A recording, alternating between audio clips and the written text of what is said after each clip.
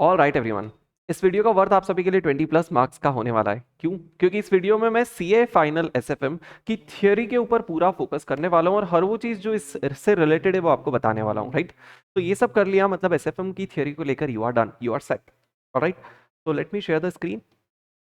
देखो भाई, सबसे पहली बात तो सर, थ्योरी का फंडा क्या चल रहा है। तो ये बात का आई बिलीव आपको आइडिया है कि हर हर हर स्क्रीन पे मत देखो, मुझे देखो। हर क्वेश्चन जो आपके 6 क्वेश्चन आते हैं एग्जाम में, हर क्वेश्चन में जो 20 मार्क्स का है उसमें 4 मार्क्स की थ्योरी कंपलसरीली आती है। राइट, तो अगर आप कोई से भी 5 क्वेश्चन अटेंड कर लो, आपको 20 मार्क्स का थ्योरी रेफर करना है। अब उन 20 मार्क्स की थ्योरी को अगर आप हिस्टोरिकली एनालाइज करें, है ना, तो पास देखते हैं। नवंबर 19 से मई 23 सबसे रीसेंट ट्रेंड को एनालाइज किया तो पता चला यार, ये दो चैप्टर सबसे ज्यादा इंपॉर्टेंट, मतलब इसके लिए तो हमें 100% प्रिपेयर्ड होना है। इसके बाद फाइनेंशियल पॉलिसी कॉर्पोरेट स्ट्रैटेजी, मैंने उसको नीचे वाली कैटेगरी में डाला है, बट उसको भी हम यहीं प्लेस कर सकते हैं। मतलब ऑन एन एवरेज लगभग हर अटेम्प्ट में एक क्वेश्चन आ ही रहा है। मतलब ये 3 के लिए we should be super prepared. इसके बाद अगर फोर्थ चैप्टर आपका कोई होना चाहिए तो that should be risk management. That should be risk management, है ना। और उसके बाद अगर कोई चैप्टर होना चाहिए तो दैट इज सिक्योरिटी एनालिसिस। ये सीक्वेंस रहेगा। अगर आप ये रखते हो तो ऑन एन एवरेज अराउंड हम बोल सकते हैं कि आउट ऑफ 20 या फिर 24 मार्क्स का जो थ्योरी इंस्टीट्यूट पूछता है, उसमें से अराउंड 16 टू 20 मार्क्स, है ना, अराउंड 16 टू 20 मार्क्स आपका ये चारों पांचों चैप्टर में से हो जाएगा, जिसमें ये चैप्टर में से थोड़े से कम क्वेश्चन पूछे गए। सर हमें कैसे प्रिपेयर करना है? देखो, अब मेरा सजेशन है कि सर यहाँ पे दो बातें निकल के आती। पहला, सर इनको तो चलो अच्छे से प्रिपेयर कर लिया, इनको तो सुपर अच्छे से प्रिपेयर कर लिया, उसके बाद का क्या प्लान? उसके बाद हमें ये दो चैप्टर्स प्रिपेयर करना चाहिए सर। उसके बाद सुनिए, ये जो एक दो क्वेश्चन आ रहे हैं, देखो कभी कभी किसी अटेम्प्ट में तो है ना 3 क्वेश्चन तक भी आ गए, तो वो अटेम्प्ट डिफिकल्ट था, जैसे नवंबर 22 वाला।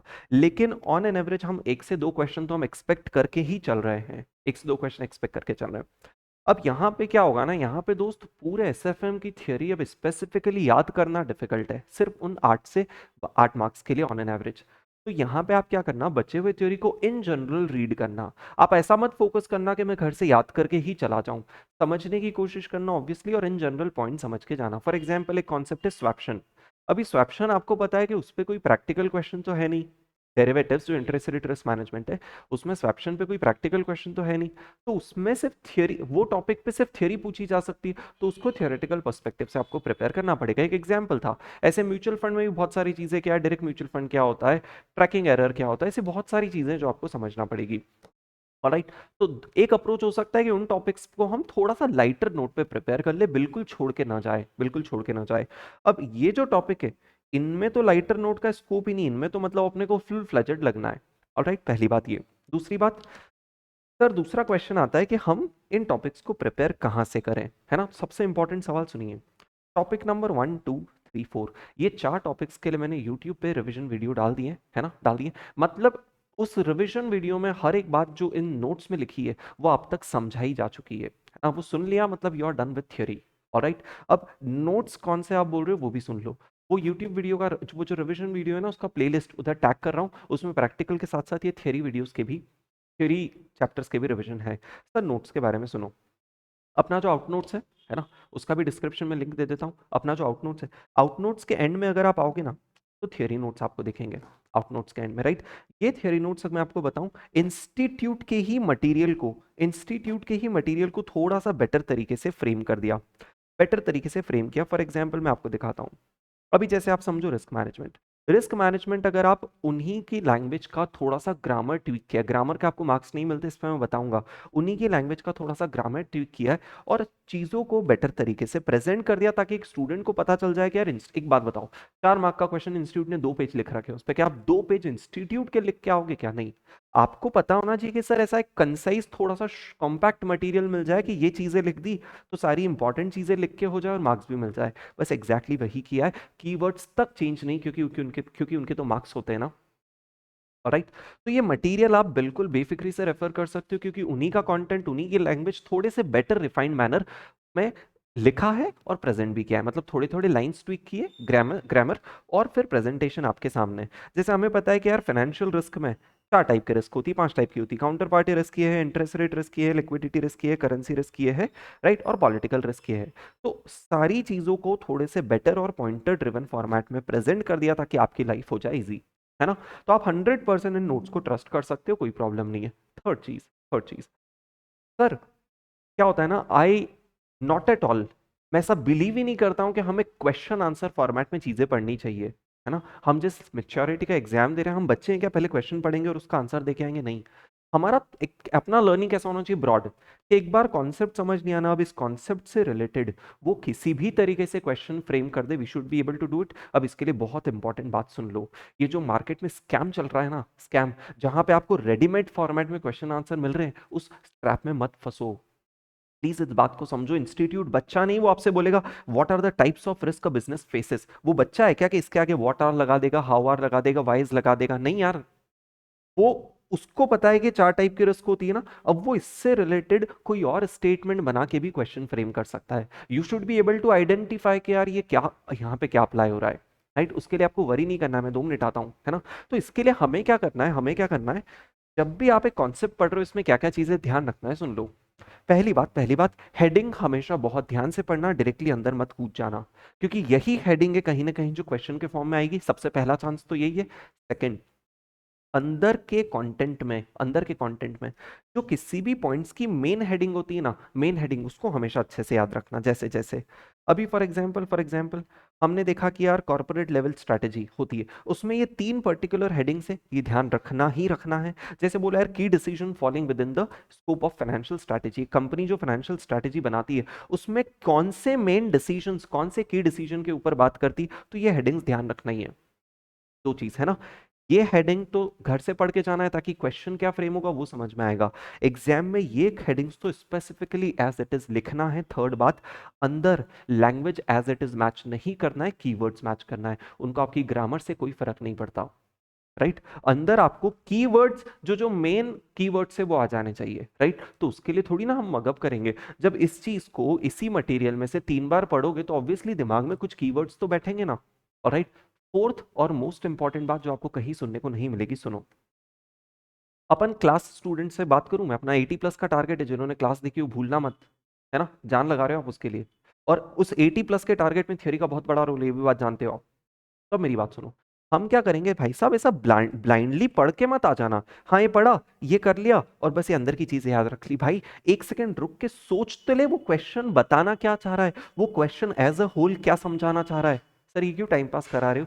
क्योंकि बताऊं, अगर क्वेश्चन डायरेक्ट आया ना तो पूरा इंडिया लिखेगा, लेकिन जिसने 1 सेकंड रुक के इस क्वेश्चन को एज अ होल देख लिया, that what is this question trying to explain me, what is this question trying to teach me, what is institute trying to teach me on this, वो वो student इस question को अगर examiner अलग तरीके से भी पूछता है तो भी वो अटेंड कर पाएगा, स्टूडेंट इस क्वेश्चन को अटेम्प्ट कर पाएगा, है ना, क्योंकि उसने इस क्वेश्चन को समझ लिया कि यार वो ब्रॉडली क्या पूछ रहे हैं।